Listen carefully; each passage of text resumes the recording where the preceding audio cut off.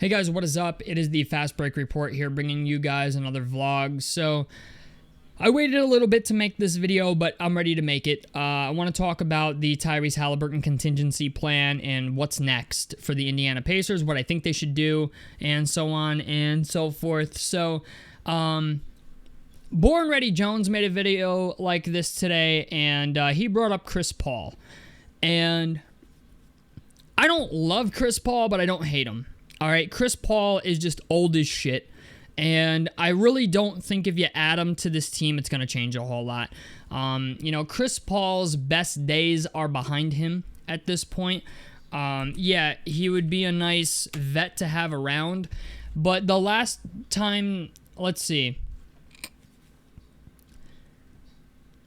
This past season for the Spurs, okay, the 2024-2025 NBA year, he didn't have great percentages, okay? He's 39 years old. He played 82 games, started 82 games, but he only shot 42% from the field, which his mid-range jumper is just not what it used to be, all right? Like, if this was still Chris Paul of 2021, 2022, I would say okay, but Chris Paul's best days are behind him. He's shooting 37% from three, which is still good. And he's averaging 8 points a game, 7.4 assists, 1.3 steals. 92% from the free throw line is pretty good, but that's on one attempt a game. It's not, your sample size is not big. He's not good at getting to the line anymore.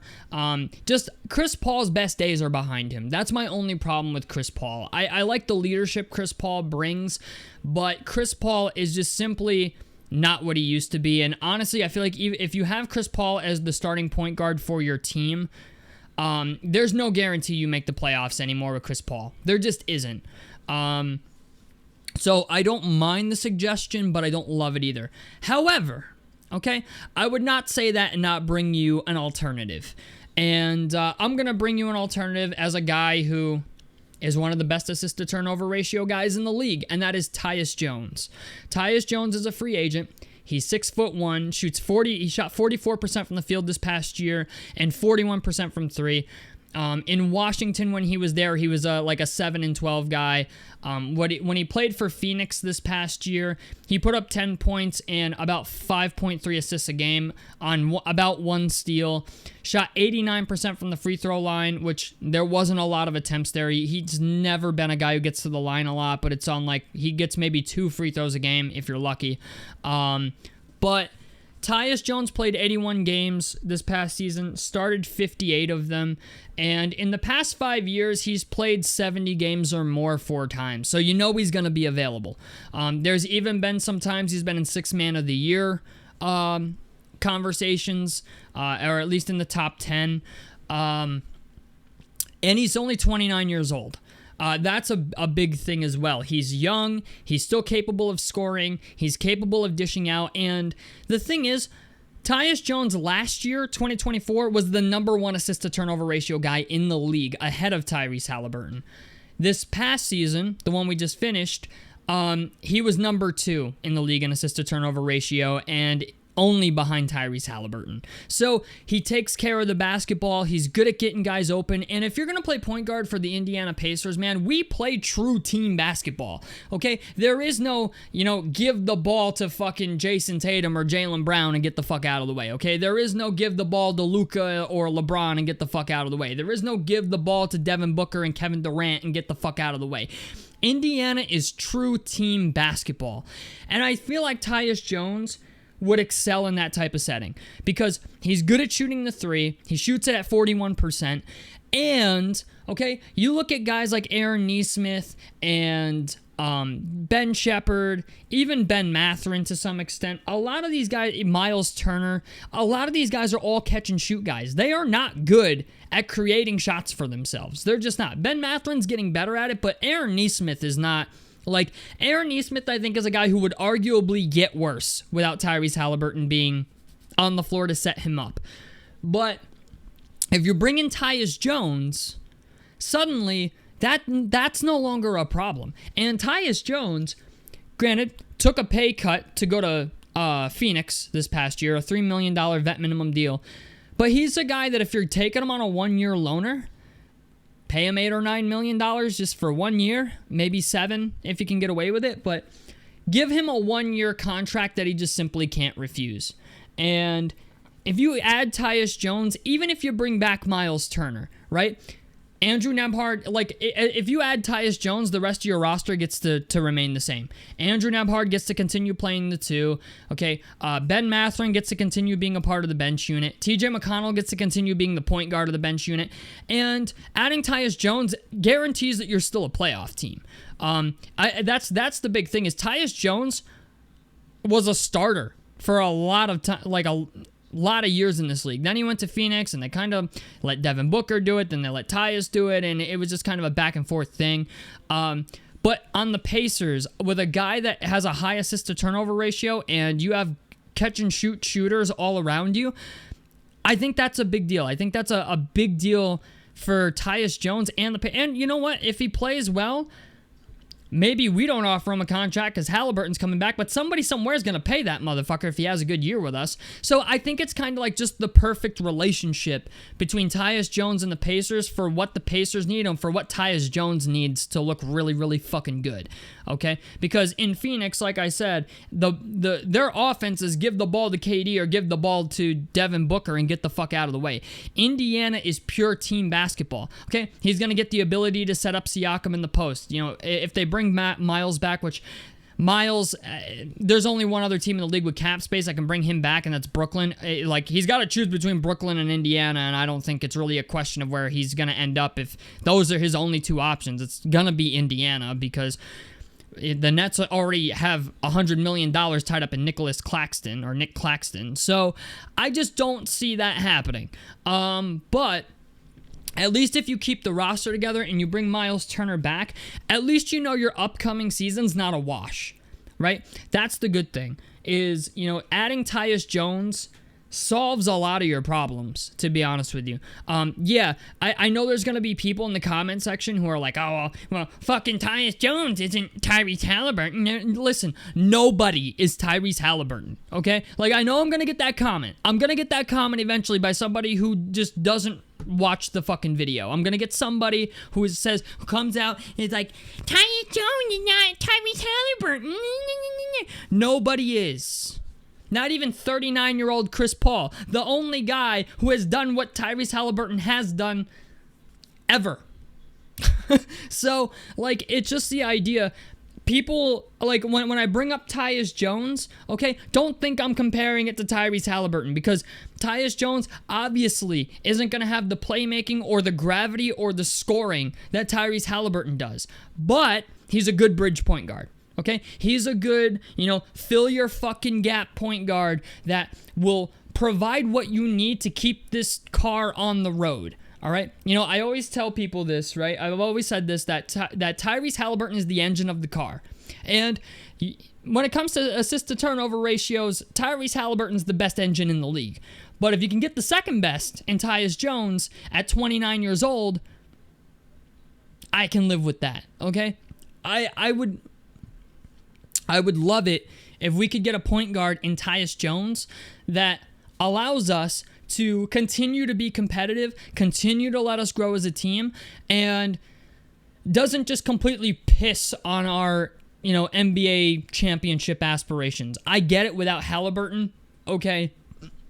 This team's probably not going to compete for a championship without Haliburton, but at least we'll be a playoff team with Tyus Jones.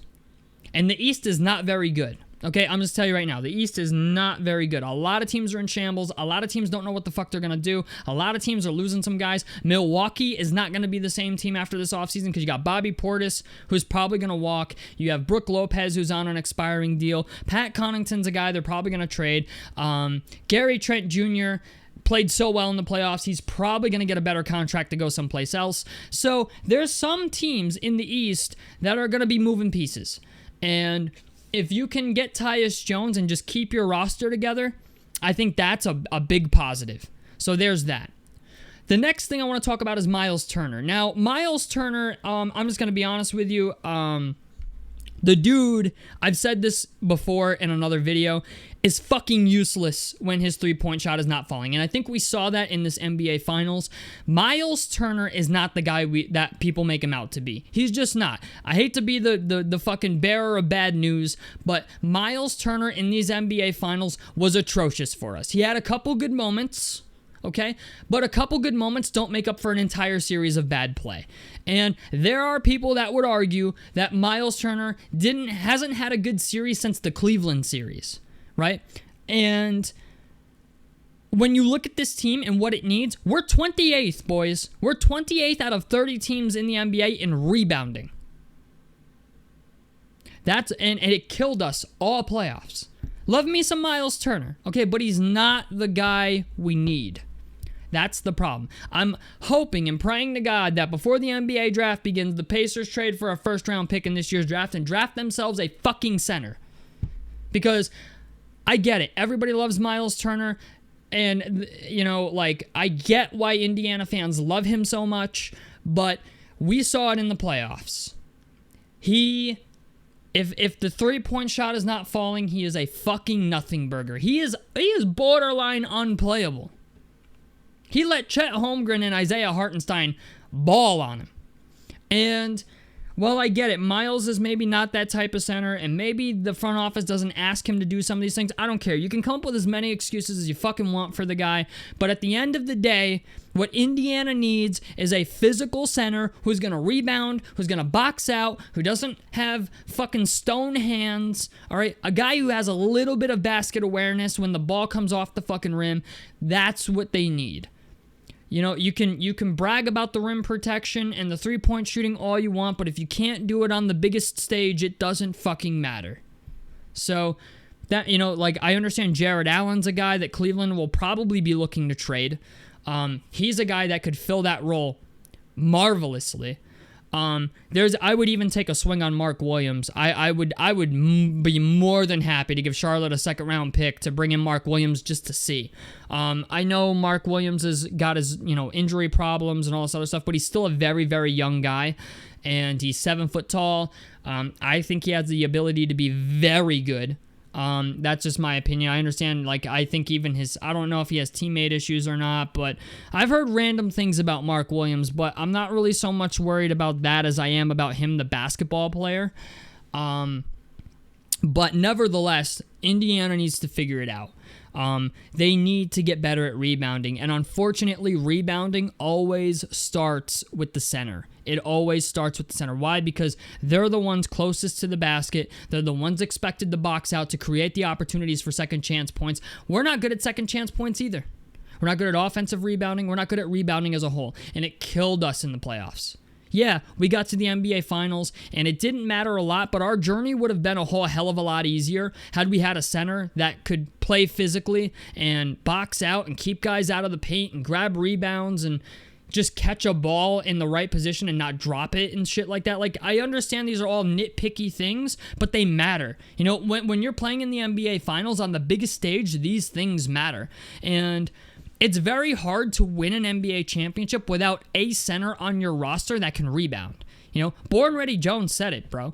You know, there's a reason Tony Bradley got minutes in the NBA Finals. It's because he's better at rebounding than Myles Turner is. So that's another thing they have to solve this offseason is the rebounding situation. I don't know what they plan to do, but they need to figure it out because Myles Turner is a good center. Don't get me wrong. He's a good center.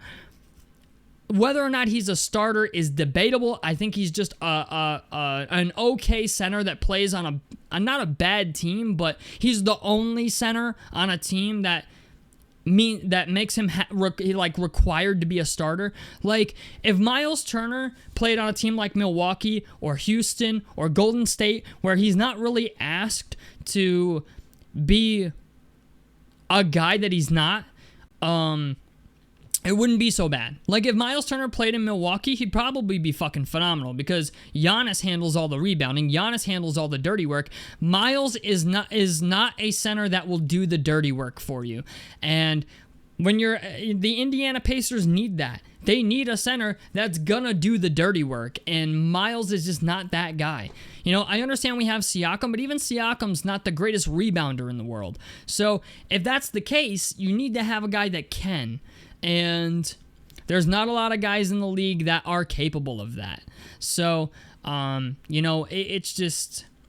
Yeah, I get, like, if they bring Myles Turner back, I'll understand why, because they want to keep, get the band back together, try to keep things together in the time that Tyrese Haliburton heals his injury.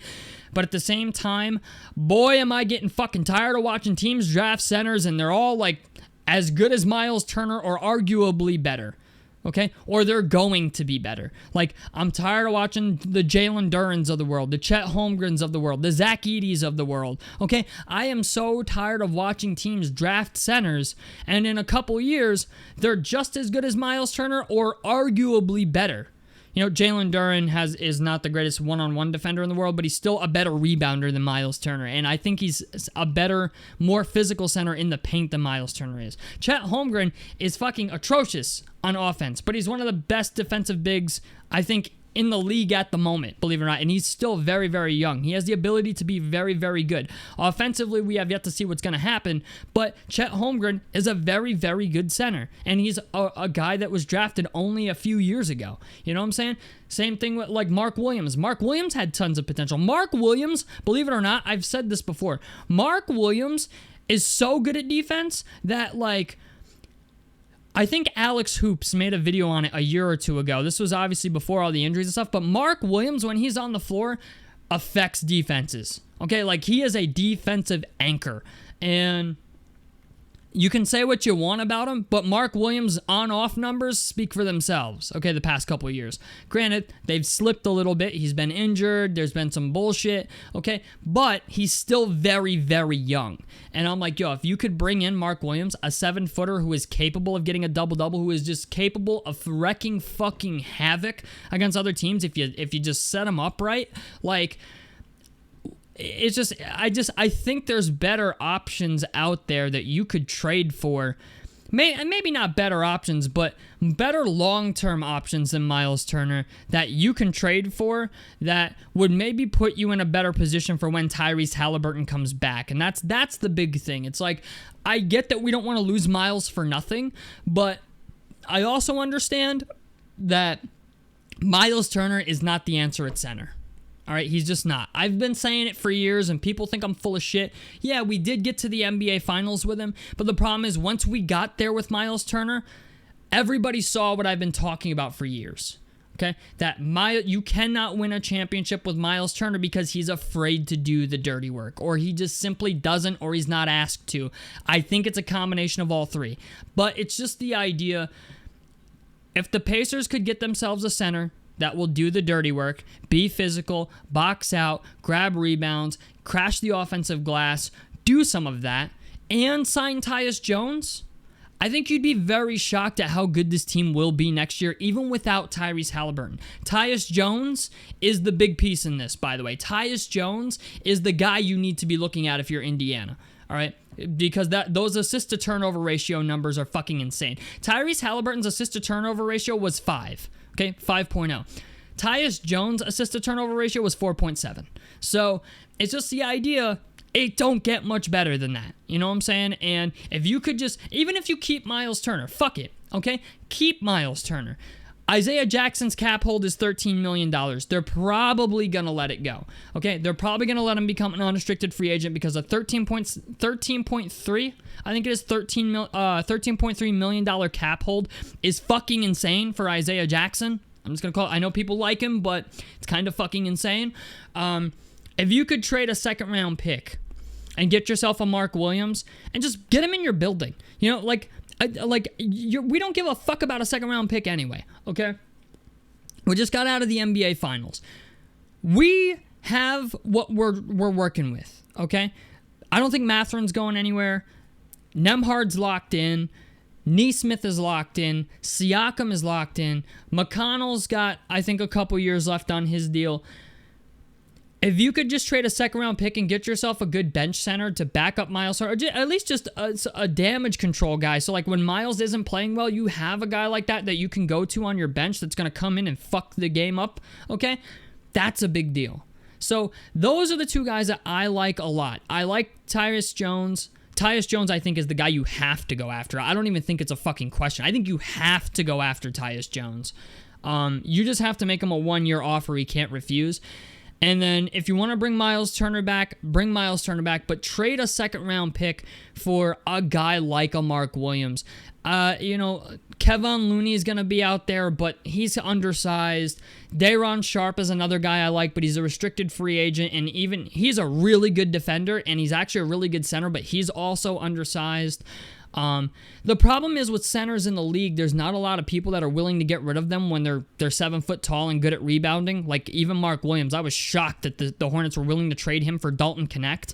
But it's just the idea, if a guy like that is available, just put him in your building, okay? Just put him in your building. It's hard to find 7-footers. It's hard to find 7-footers that are good at defense and rebound. And Mark Williams is also good at, when he plays, is a really good center. So if you could get him and he's your bench center, I see no issues. Okay? Like, I understand there's the injury standpoint from it and stuff like that, but, I mean, what's Mark Williams' stats look like? I haven't looked him up in a while, but I do know what Mark Williams was doing. Like, what's his on-off numbers? 60% from the field. Yeah, 50. He was a 15-10 guy. Played 44 games this year. He's 7 foot tall, 241 pounds. He's 23. Holy shit. He's only 23. And yeah, he's playing about 40 games a year. So he's kind of a bench center. But what are the on-off numbers? That's what I want to see. What are, here we go, on-off numbers. So his on-off numbers, okay, on the court, their defensive rating is not significantly better, but it's better. 108.4 compared to 107.1. Oh, wait, that's the team defensive rating. Also has the points produced, off court, on the court. Huh. Okay, so his on-off numbers... Oh, no, it's a plus 60... Oh, wait, hold on. So, when he's off... So, Mark Williams is a 6-point difference maker when he's on the court compared to off the court. His on-off numbers for opponent offensive rating, when Mark Williams is on the court... Wait, I'm so confused. This doesn't make sense to me. Offensive rating was 121.5. Off the court, 114.9. Okay, so they're 6 points better, but he doesn't play a whole hell of a lot. But Mark Williams is a guy that I look at and I think has a lot of potential. I really do. I feel like Charlotte kind of gave up on him because of the injury stuff. But he's a guy that, like... what was his on-off numbers for last year? Just because I'm curious. He did have one bad year, but... yeah, okay, so, yeah, this makes sense now. So that was his second year. The team's their offensive rating was worse by 2.5... their offensive rating was like 2.5 points worse with him on the floor, and then his rookie year was fucking amazing. I think, yeah, team's offensive rating was 4 points less his rookie year when he was on the floor. My point is, I guess my point with Mark Williams is I think he has a lot of potential.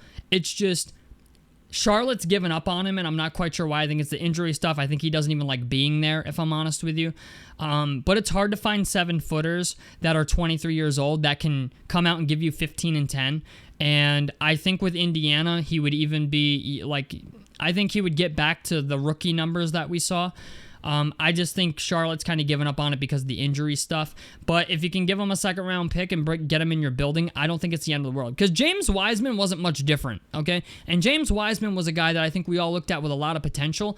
Mark Williams is a guy that I look at with a lot of potential. And I just see a guy that I think, like, the Hornets have given up on who they shouldn't have. You know, the idea, like I said, the idea they were willing to trade Dalton Connect for Mark Williams, to me, is just like, it's just really weird. It's weird, but it's not weird. I feel like Mark Williams doesn't want to be there, but I also feel like the injury stuff, like, they're just tired of dealing with it. He's got, like, I guess, like a foot thing or something like that. I don't know the full details on it. I heard the physical thing was a lie, so I don't know. I don't know what the deal is with Mark Williams, but I'd be willing to trade like a mid-second round pick for him, if, you know, just to take a swing on him. Because he's a guy that I think in the right organization, like Indiana, could revitalize whatever, like, not even revitalize his career, but put him on the right path in his career. I mean, he's 23. You know what I'm saying? Like, it's very rare you get the opportunity to land a 23-year-old 7-footer that can give you 15 and 10, and get him for, like, next to nothing. So those are the two guys I like. I like Tyus Jones. I like Mark Williams. And I think that doesn't solve a lot of our problems, but it definitely helps them. You know, obviously there's other guys you could look at, but the problem is there's not a lot of guys in free agency I look at and I'm like, yeah, I mean, Clint Capella will be out there, but Clint Capella's not a guy that really, you know, tickles my fence. But I don't know. We'll have to see. Tell me what you guys think about this down below in the comment section below. A like helps me out. Subscribe if you guys want to see more on the Fast Break Report. And I'm out of this motherfucker. Peace, guys.